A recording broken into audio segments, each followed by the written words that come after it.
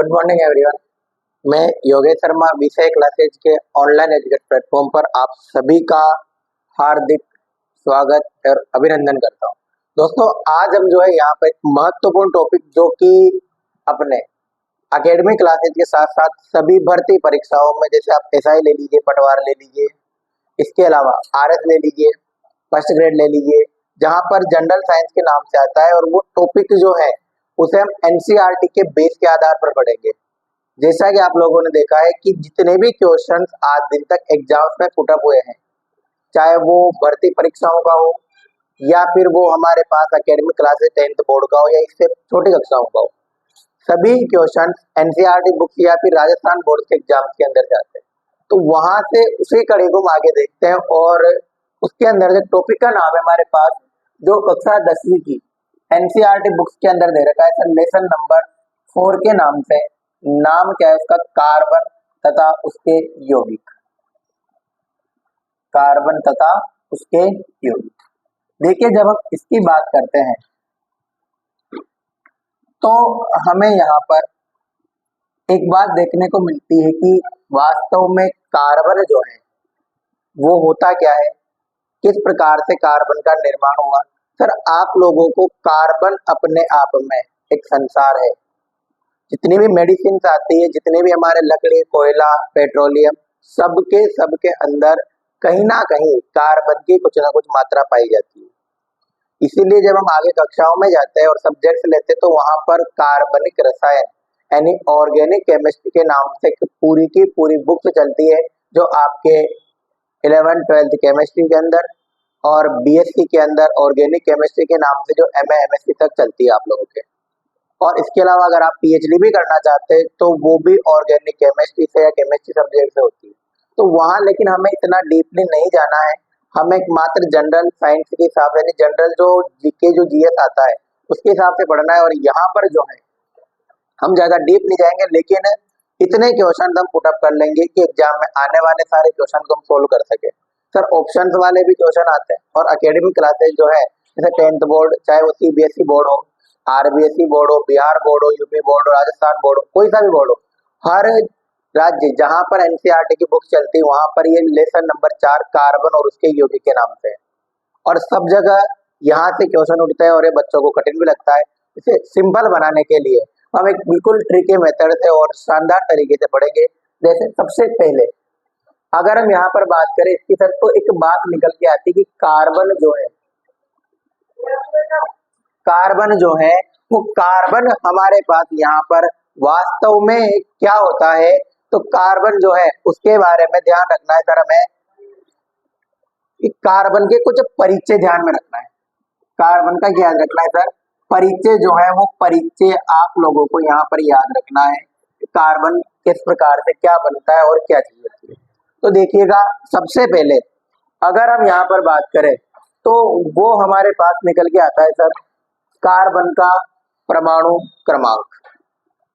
देखो, इस परिचय के अंदर सबसे पहला हमारे पास क्या है सर? परमाणु क्रमांक। परमाणु क्रमांक परमाणु क्रमांक के बाद एक वर्ड आता है, वो होता है क्या? प्रतीक। प्रतीक के बाद दूसरा आता है सर इसका इलेक्ट्रॉनिक विन्यास। क्या आता है? इलेक्ट्रॉनिक विन्यास। इसके बाद अगर हम यहाँ पर और देखते हैं तो इलेक्ट्रॉनिक विन्यास के बाद हमें 2-3 बातें और देखने को मिलती है। इसकी संरचना, कार्बन की स्ट्रक्चर किस प्रकार से पाई जाती है, और संरचना के अलावा हमें यहाँ पर इसको देखने को मिलती है इसकी संयोजकता क्या होती है सर? संयोजकता के अलावा आप लोगों को इसका देखना है यहाँ पर क्या? समस्थानिक। समस्थानिक के बाद अगर आप कार्बन के बारे में देखते हो तो एक बात और ध्यान रखना कि कार्बन जो है ये एक प्रकार का कौन सा यौगिक होता है। कार्बन जो है एक प्रकार का कौन सा यौगिक होता है, इसके बारे में हमें देखना है। तो ये कुछ क्वेश्चन है जो सीधे सीधे उठ के आते हैं कि इनका इलेक्ट्रॉनिक विन्यास क्या होगा, इसका परमाणु क्रमांक क्या होगा, कार्बन के बारे में मुख्यतः ध्यान रखना। सर देखिएगा, सबसे पहले कार्बन का परमाणु क्रमांक। अगर आप परमाणु क्रमांक देखते हो तो कार्बन का परमाणु क्रमांक क्या होता है? 6। अब हम एक बात और देख लेते हैं कि परमाणु क्रमांक वास्तव में होता क्या है। ठीक है, तो देखो सुनना, परमाणु क्रमांक जो है ना, परमाणु क्रमांक का मतलब होता है किसी भी परमाणु के अंदर उपस्थित जो प्रोटॉन है, उपस्थित क्या? प्रोटॉन। इन प्रोटॉनों की जो संख्या होगी वो संख्या ही हमारे पास उस तत्व का परमाणु क्रमांक कहलाती है।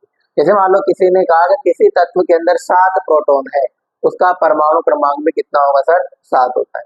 किसी ने कहा कि परमाणु क्रमांक के अंदर 15 प्रोटॉन है उस तत्व के अंदर, तो उसका परमाणु क्रमांक भी कितना होगा? 15 ही होता है। अब हमारे पास हमने कहा यहाँ पर कि प्रोटॉन का परमाणु क्रमांक जो है ये कार्बन का कितना है सर? 6। तो इसके अंदर प्रोटॉन की संख्या भी कितनी होगी? 6। इसके अंदर इलेक्ट्रॉन की संख्या भी कितनी होगी? 6। यानी कार्बन जो, इस कार्बन के अंदर प्रोटॉन और इलेक्ट्रॉन दोनों की संख्याएं जो है वो हमारे पास बराबर पाई जाती। ये बात दिमाग में बिठा लेना, कोई भी तत्व हो उस तत्व का जो परमाणु क्रमांक होता है उतनी ही संख्या में इलेक्ट्रॉन पाए जाते हैं और उतनी ही संख्या में प्रोटॉन उसके अंदर पाए जाते हैं। दूसरी बात हम यहाँ पर देखते हैं सर, प्रतीक। कार्बन का जो प्रतीक है वो हमें क्या देखने को मिलता है? C यहाँ पर होता है। अब आपने कहा कि सर प्रतीक वास्तव में लिखा कैसे जाता है, तो देखिए अगर कोई कह देगा कि सर कार्बन का तो K भी तो हो सकता था ना, C क्यों हुआ? कार्बन का प्रतीक सिंबल और भी हो सकता था। जैसे किसी ने कहा कि सोडियम का सर Na ही क्यों हुआ? सोडियम का Sa भी तो हो सकता था, सोडियम का SO भी हो सकता था, लेकिन ऐसा क्यों नहीं हुआ? इसका भी एक महत्वपूर्ण कारण है और वो क्या है कि जितने भी सिंबल हम यहाँ पर तत्वों के देखते हैं, इन सबको निर्धारित करने वाली एक संस्था होती है, इसे कहा जाता है IUPAC। IUPAC जो है इसने 118 जो वर्तमान में तत्व ज्ञात है, इन 118 के 18 तत्वों को हमारे पास इनके प्रतीक दिए हैं और प्रतीक इस प्रकार से दिए हैं कि किसी भी प्रकार का कोई भी तत्व एक दूसरे से समान ना दिखे, वो अलग अलग हमें यहाँ पर दिखाई दे। अब इसमें इन्होंने क्या किया, जैसे कुछ प्रतीक जो दिए वो प्रतीक लैटिन नाम के आधार पर दिए, कुछ प्रतीक जो दिए वो उस शब्द के प्रथम अक्षर के अंग्रेजी वर्णमाला के अनुसार दिए, कुछ प्रतीक जो दिए वो सर पहला अक्षर और उसका दूसरा अक्षर मिलाकर दिए। जैसे हम यहाँ पर कहें नाइट्रोजन का होता है N, कैल्शियम का होता है Ca।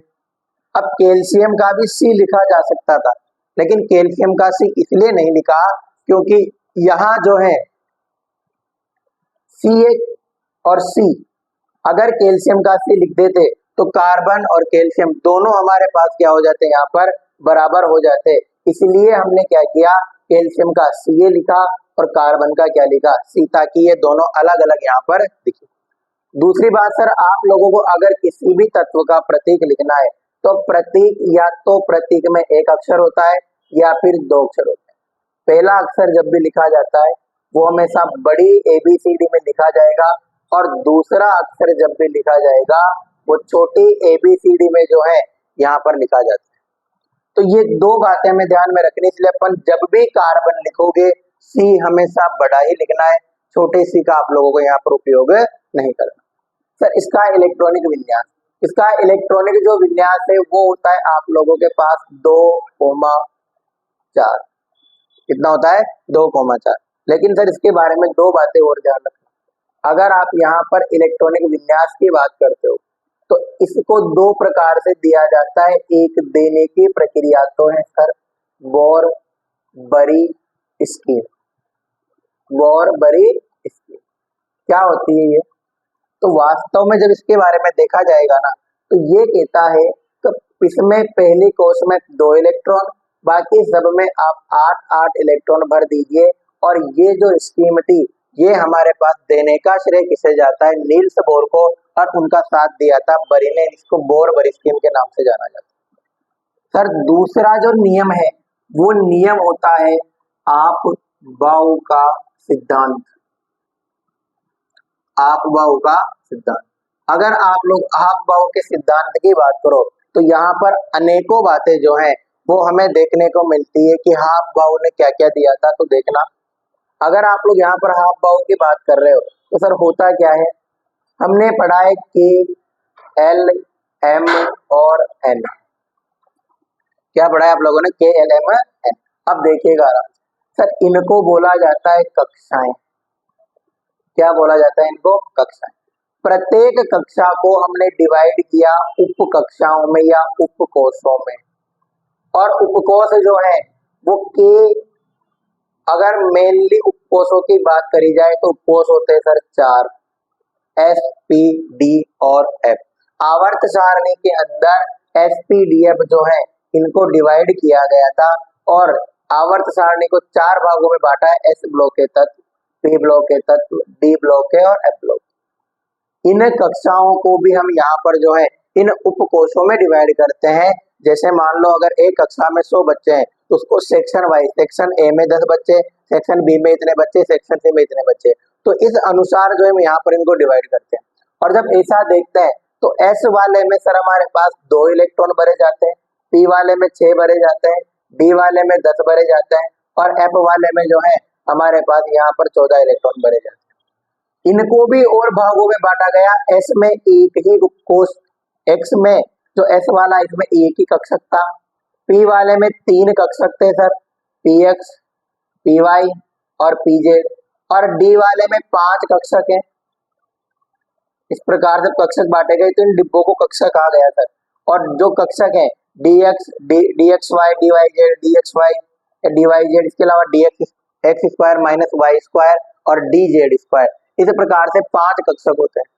तो इनमें इलेक्ट्रॉन जब भरते हैं तो वो इलेक्ट्रॉनिक विन्यास इस प्रकार से न आकर कार्बन का इलेक्ट्रॉनिक विन्यास हमें देखने को मिलता है सर 1s2, 2s2 और 2p2। ये भी कार्बन का हमारे पास यहाँ पर क्या होता है, इलेक्ट्रॉनिक विन्यास होता है। दूसरी बात जब आप लोग देखोगे तो हमें देखने को मिल रही है सर इसकी संरचना। देखो ये मान लो हमारे पास कार्बन है, कार्बन के बाह्यतम कोष में कितने इलेक्ट्रॉन है सर, 4। अब हमसे कहा जाए इसकी संयोजकता बाद में देखेंगे, लेकिन 4 जो है तो ये चारों इलेक्ट्रॉन, एक इलेक्ट्रॉन यहाँ है, एक यहाँ है, एक यहाँ है और एक यहाँ। ये जो बिंदु यहाँ पर क्या इलेक्ट्रॉन है इस कार्बन के, जो 4 इलेक्ट्रॉन है, ये 4 इलेक्ट्रॉन किसी दूसरे परमाणु के 4 इलेक्ट्रॉनों के साथ बंध बनाते हैं। और उनको हम यहाँ पर आगे देखेंगे कि बंध ही क्यों बनाता है, ये +4 में क्यों नहीं आता, -4 में क्यों नहीं आता। अगर सर संयोजकता की बात करी जाए तो कार्बन की संयोजकता होती है 4। कितनी होती है कार्बन की संयोजकता, हम देखें तो 4 देखने को मिलती है। 4 का मतलब क्या है कि ये जो है ना, इसके बाह्यतम कोष में 4 ही इलेक्ट्रॉन है और इसे अपना स्थायी विन्यास प्राप्त करने के लिए 4 इलेक्ट्रॉनों की और आवश्यकता होती है।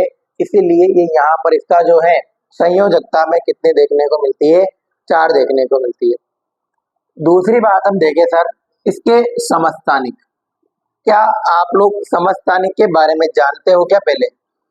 तो आई होप आप लोगों ने पढ़ा होगा सर। और ये जो है ये आप लोगों ने 9th क्लास में पढ़ा होगा, नहीं पढ़ा तो एक बार और देखना क्या होते हैं वास्तव में समस्थानिक। जब हम यहाँ पर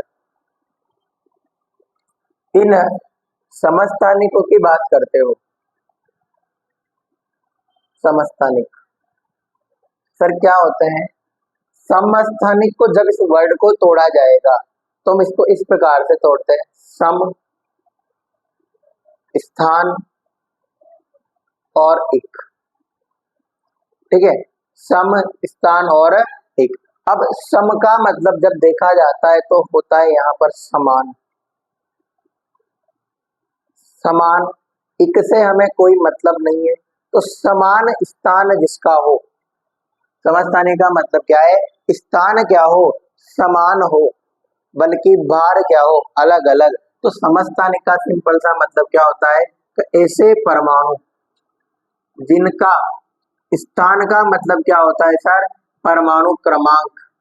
ये तो हमें क्या देखने को मिलता है, समान, जबकि इनकी द्रव्यमान जो संख्याएं हैं वो द्रव्यमान संख्या हमें अलग अलग यहाँ पर देखने को मिलती है। तो इस जैसे परमाणु जो ऐसे मिलते हैं इनको कहा जाता है समस्थानिक। अब यहाँ हमें कार्बन के समस्थानिक देखते हैं कि कार्बन जो है इस कार्बन के कितने समस्थानिक हमें देखने को यहाँ पर मिलते हैं। तो कार्बन के 3 समस्थानिक होते हैं। कितने देखने को मिलते हैं? 3 जो है कार्बन के समस्थानिक हमें यहाँ देखने को मिलते हैं। अगर देखा जाए तो एक तो होता है C6 12, दूसरा होता है C6 13 और तीसरा होता है सर C6 14। अब दिमाग में ही आ रहा होगा सर ये C6 12 है, 13 है, 14 है, ये 13 14 12 है क्या और ये 6 क्या है? तो जब भी कोई भी तत्व लिखा जाता है तत्व के पैरों में उसका परमाणु क्रमांक लिखा जाता है सर और उसके सिर पर उसकी द्रव्यमान संख्या यहाँ पर लिखी जाती है कि उसका भार जो है उसका जो द्रव्यमान है वो हमें यहाँ पर इतना देखने को मिल रहा है। हमने देखा यहाँ पर जो कार्बन है इसका परमाणु क्रमांक 6 है और द्रव्यमान 12 है। यहाँ पर 6 है और द्रव्यमान 13 है, यहाँ पर 6 यहाँ द्रव्यमान 14 है। एक ही तत्व के अलग अलग द्रव्यमान क्यों हुए? 12 के 12 ही रहने चाहिए थे ना, 13 कैसे बना, 14 कैसे बना? इसका भी कारण है। कारण क्या है कि कोई भी जो द्रव्यमान होता है, द्रव्यमान का मतलब होता है सर प्रोटॉन प्लस न्यूट्रॉन की संख्या। किसी भी तत्व में पाए जाने वाले प्रोटॉन और न्यूट्रॉन जो है उनकी संख्याओं का योग उस तत्व का द्रव्यमान कहलाता है। अब यहाँ पर देखोगे तो जितना परमाणु क्रमांक होता है उतने प्रोटॉन होते हैं। सर यहाँ एक में 6 प्रोटॉन है और 6 ही न्यूट्रॉन है, एक जगह पर 6 प्रोटॉन है 7 न्यूट्रॉन है और एक जगह पर 8 न्यूट्रॉन है। न्यूट्रॉनों की संख्या कम या ज्यादा हो सकती है लेकिन प्रोटॉनों की संख्या सेम रहती है। इसीलिए जब न्यूट्रॉनों की संख्या बढ़ती या घटती है उस तत्व के क्या पाए जाते हैं हमें यहाँ पर समस्थानिक देखने को मिलता है। दूसरी बात हम देखते हैं कि कार्बन एक प्रकार का कौन सा यौगिक जो है वो हमें यहाँ पर देखने को मिलता है।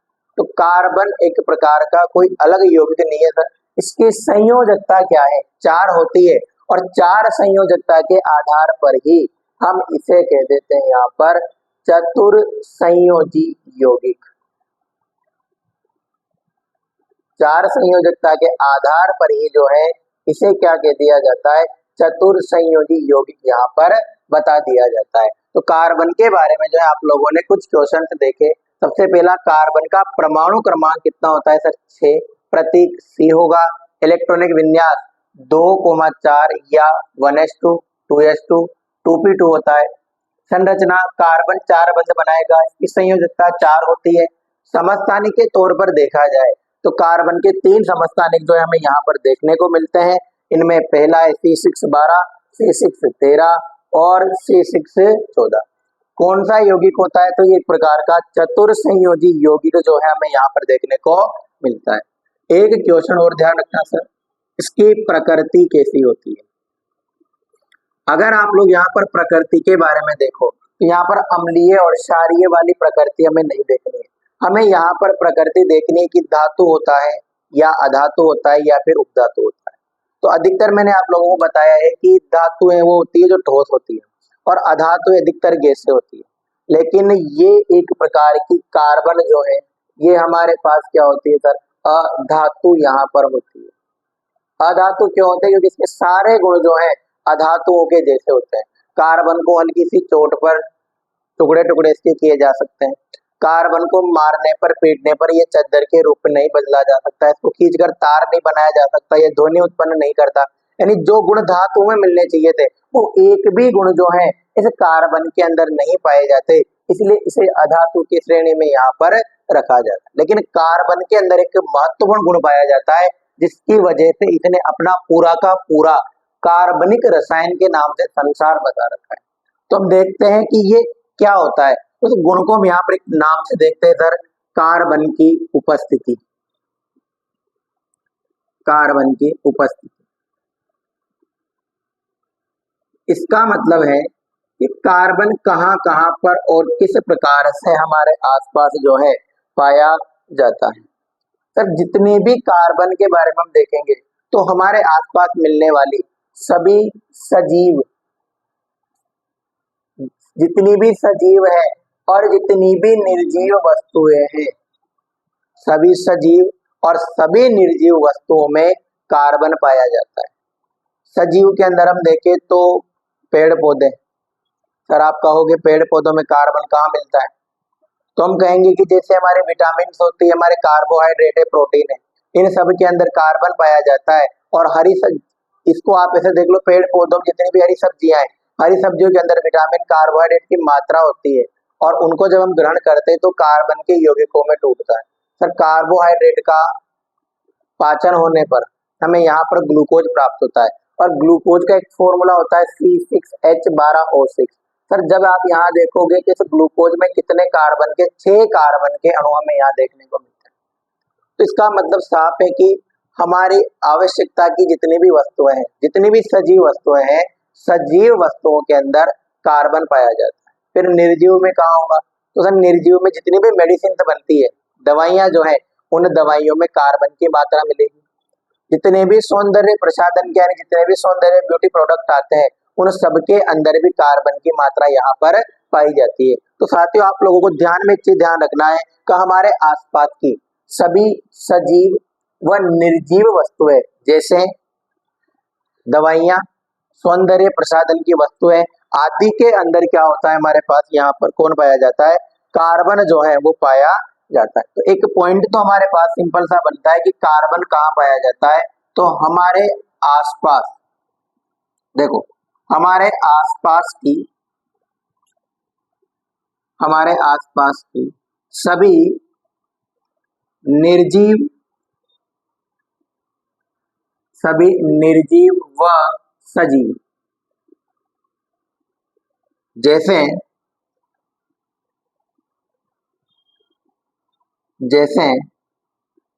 ईंधन, जितना भी लकड़ी, कोयला, पेट्रोल, डीजल, जिसका भी हम उपयोग करते हैं, सबके अंदर कार्बन पाया जाता है।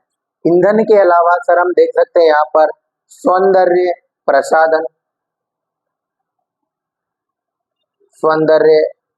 प्रसाधन। इसके अलावा दोस्तों अगर हम देखें तो हमें यहाँ पर देखने को मिलता है दवाइयाँ आदि में जो है पाया जाता है। कौन पाया जाता है यहाँ पर? तो कार्बन जो है ये हमारे पास इन सब के अंदर उपस्थित होता है। तो एक बात तो आप लोगों के सिंपल से समझ में आ गई होगी कि कार्बन जो है हमारे आसपास मिलने वाली सभी निर्जीव व सजीव वस्तुओं के अंदर यहाँ पर पाया जाता है। सर नेक्स्ट बात हम देखते हैं, तो दूसरी बात क्या होती है? क्या कार्बन, जैसे हम देखें कि सोना है, चांदी है, ये भी हमारे पास कहीं ना कहीं से हमें प्राप्त हुए हैं। सर जब ये हमें प्राप्त हुए हैं तो हम यहाँ पर देखें कि कहीं ना कहीं से तो कार्बन को भी निकाला होगा। तो आपने इससे पहले वाले चैप्टर से पढ़ा है कि जितनी भी हम धातुएं हैं, सारी की सारी धातुओं को हम मिट्टी के अंदर से, जमीन के अंदर से खोद करके निकालते हैं, और इनको हम यहाँ पर खनिज का नाम देते हैं। सर इसका नाम देते हैं, यहाँ पर खनिज का नाम दिया जाता है। जैसे सोना हो गया, चांदी हो गया, लोहा, तांबा, इन सबको हम यहाँ पर जो है खोद करके निकाला जाता है।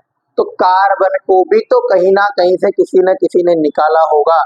तो ध्यान रखना, कार्बन जो है ना, ये कार्बन भूपर्पटी पर, कहां पर? भूपर्पटी। देखो भूपर्पटी का मतलब होता है ये पृथ्वी, और इसके कुछ मीटर तक की गहराई ही, जैसे मान लो यहाँ से यहाँ तक की जो हिस्सा है, ये हिस्सा क्या कहलाता है? भूपर्पटी कहलाता है। जमीन की सतह पर कार्बन हमें जो है सर, एक तो कार्बोनेट ले लो आप लोग, यहाँ पर हाइड्रोजन कार्बोनेट ले लो, कोयला ले लो, पेट्रोलियम ले लो, इन सब के अंदर कार्बन हमें यहाँ पर पाया जाता है। और इन सब में अगर आपसे निश्चित मात्रा पूछी जाए कि जमीन से कार्बोनेट निकाला, हाइड्रोजन कार्बोनेट निकाला, कितना होगा? तो इन सब के अंदर कार्बन की मात्रा होती है 0.02%। कार्बन जो है हमें यहाँ पर धातुओं की खोदकर जब निकाली जा रही है धातु तो इनके साथ ही कार्बन की मात्रा भी निकलती है। और भूपर्पटी पर जो कार्बन है ये खनिज, और खनिज के तौर पर कौन कौन है सर? कार्बोनेट, हाइड्रोजन कार्बोनेट, कोयला, पेट्रोलियम आदि में कितना पाया जाता है? तो 0.02% यहाँ पर उपस्थित होता है। तो एक बात और ध्यान रखने की, कार्बन कहाँ मिलेगा? तो सिंपल सी बात है, कार्बन हमें कहाँ मिल रहा है सर? भूपर्पटी पर कार्बोनेट, हाइड्रोजन कार्बोनेट, कोयला और पेट्रोलियम के अंदर 0.02% यहाँ पर पाया जाता है। एक बात और हम देखते हैं कि कार्बन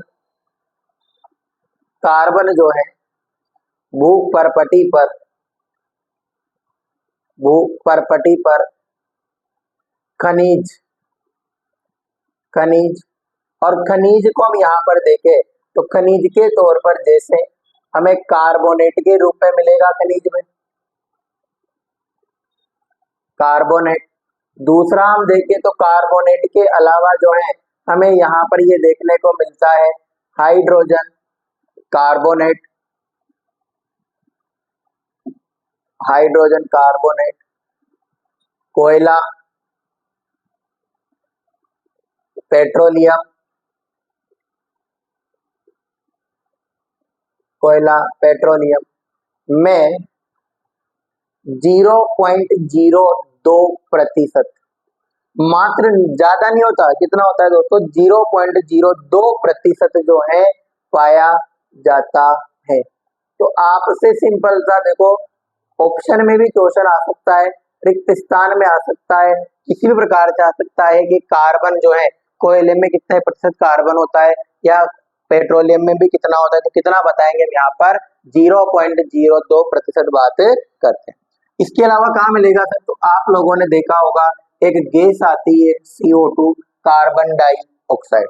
वायुमंडल में अगर हम बात करें यहाँ पर तो कार्बन डाइऑक्साइड जो है उसके अंदर वायुमंडल में कार्बन डाइऑक्साइड के रूप में भी कार्बन पाया जाता है, और इसकी मात्रा जो है वो होती है हमारे पास 0.03%। वायुमंडल में जो कार्बन है ये कार्बन डाइऑक्साइड के रूप में 0.03% पाया जाता है। तो एक बात और हमें ध्यान रखनी है, वो क्या होती है यहाँ पर सर? वायुमंडल में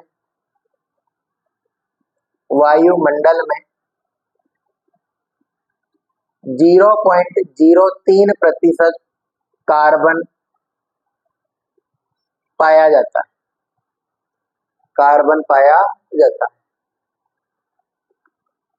और मुख्यतः हम देखें तो यहाँ पर CO2 जो है इस CO2 के रूप में मुख्यतः में देखने को मिलता है। देखो इसके अलावा और भी गैसें हो सकती है जिनके अंदर कार्बन मिलेगा, लेकिन मुख्यतः हम बात करें यहाँ पर तो कार्बन डाइऑक्साइड के रूप में ही जो है ये हमें यहाँ पर देखने को मिलता है। सर आगे दो बातें और करते हैं, वो क्या देखते हैं? हम यहाँ पर एक बात देखते हैं, उसका नाम होता है कार्बनिक रसायन। कार्बनिक रसायन क्या होती है ये? इसको सर ऑर्गेनिक केमिस्ट्री भी कहा जाता है। ऑर्गेनिक केमिस्ट्री भी जो है इसे यहाँ पर कहा जाता है। क्या होती है इसके बारे में देखना। देखो जैसे किसी ने कहा जीव विज्ञान, जीव विज्ञान का मतलब क्या है कि विज्ञान की वह शाखा जिसके अंदर जीवों का अध्ययन किया जाता है। किसी ने कहा भौतिक विज्ञान जिसमें भौतिक राशियों का अध्ययन किया जाता है। उसी प्रकार जब कार्बनिक रसायन की बात आती है तो कार्बनिक रसायन क्या होती है? तो भौतिक विज्ञान की या विज्ञान की वह शाखा जिसके अंदर कार्बन के यौगिकों का या कार्बनिक यौगिकों का अध्ययन किया जाता है, उसे कहा जाता है हमारे पास क्या सर? यहाँ पर कार्बनिक रसायन। तो एक परिभाषा आप लोगों को और ध्यान रखनी है, क्या होगी कार्बनिक रसायन? तो विज्ञान की वह शाखा, विज्ञान की वह शाखा जिसमें विज्ञान की वह शाखा जिसमें कार्बनिक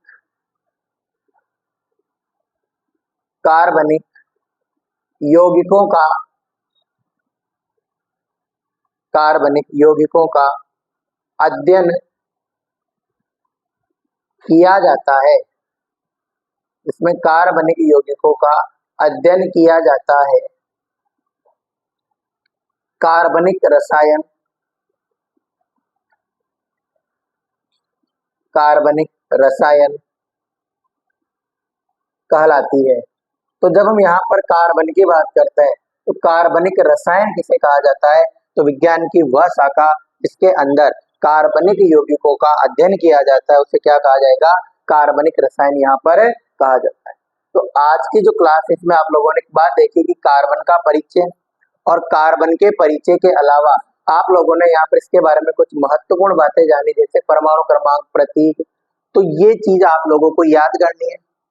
ये जो नोट्स आपको यहाँ लिखाए जाएंगे यही सेम टू सेम आपको बुक में नोट डाउन करना है, इनमें कोई अंतर नहीं आएगा। आप इनको लिख करके जो है इस पार्ट में पूरे क्वेश्चन आपके मैच हो जाएंगे। बाकी हम अगली क्लास में पढ़ेंगे। Thank you very much.